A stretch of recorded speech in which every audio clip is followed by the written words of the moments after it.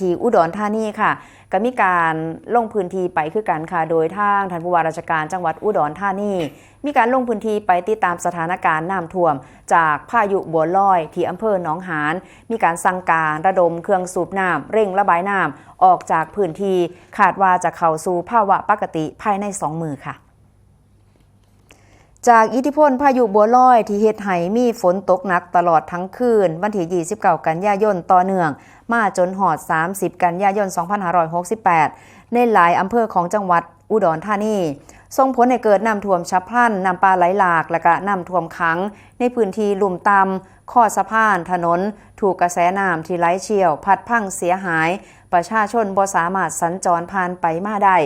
ซึ่งนายราชันสุนหัวผู้ว่าราชการจังหวัดอุดรธานีได้นำคณะลงพื้นที่ติดตามสถานการณ์น้ำท่วมในพื้นที่อำเภอกุมภาวะปีและก็อำเภอหนองหานพบว่าสถานที่ราชการถนนสำคัญหลายสายมีระดับน้ำที่สูงขึ้นรถเล็กบ่สามารถสัญจรไปมาได้โดยเฉพาะบริเวณหน้าเทศบาลตำบลหนองหานถนนหน้าโรงเรียนอนุบาลหนองหานวิทยายนถนนหน้าโรงเรียนวันคู่ถนนจากไฟแดงหนองหานศาลหลักเมืองถนนหน้าหอเจ้าปูเจ้ายาจากปริมาณมวลน้ำที่ไหลเข้ามาท่วมอำเภอหนองหานต่อเนื่องกระส่งผลให้ที่พักอาศัยในพื้นที่ชุมชนและก็พื้นที่ทางการเกษตรของประชาชน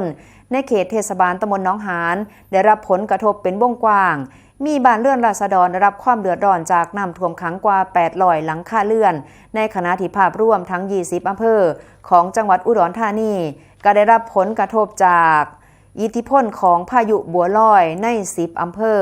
ซึ่งทางสำนักงานป้องกันและบรรเทาสาธารณภัยจังหวัดอุดรธานีก็จะได้ร่วมกันกับทางอำเภอ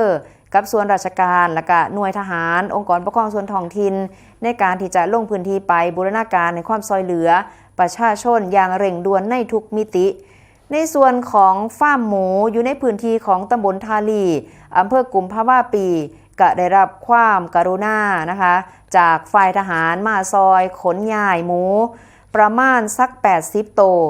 ในส่วนที่เป็นไฟฟ้าก็ยังมีหมู่บ้านที่ยังใส่การบ่ได้ก็มีการประสานไปทางไฟฟ้าเขตเข้ามาแก้ไขแบ่งกำลังเข้าไปซอยเหลืออย่างทั่วถึงได้เร็วที่สุดขณะเดียวกันก็เตือนพี่น้องประชาชนในการใส่ไฟฟ้าในการเข้าไปในพื้นที่ก่อนที่จะมีการดูแลตรวจสอบให้ชัดเจนว่าเมื่อภัยผ่านไปแล้วความปลอดภัยและก็การใส่ประโยชน์ต้องปลอดภัยนั่นเองค่ะในส่วนของพื้นที่ลุ่มน้ำห้วยหลวงก็ได้รับแจ้งว่ามีการปล่อยน้ำเพิ่มก็มีการกำชับให้ทางปภ.และก็ส่วนที่เกี่ยวข้องเร่งประสานประชาสัมพันธ์ผ่านเซลล์บอร์ดแคสต์นะคะเพื่อจะเตือนพี่น้องประชาชนถ่ายเขื่อนในพื้นที่ 6-7 อำเภอให้ได้รับทราบและก็เตรียมรับสถานการณ์เพราะว่าจะมีการระบายน้ำจากอ่างห้วยหลวงอีก6 ล้านลูกบาศก์เมตรต่อมื้อก็ขอให้ประชาชนติดตามสถานการณ์อย่างใกล้ชิดต่อไปนั่นเองค่ะ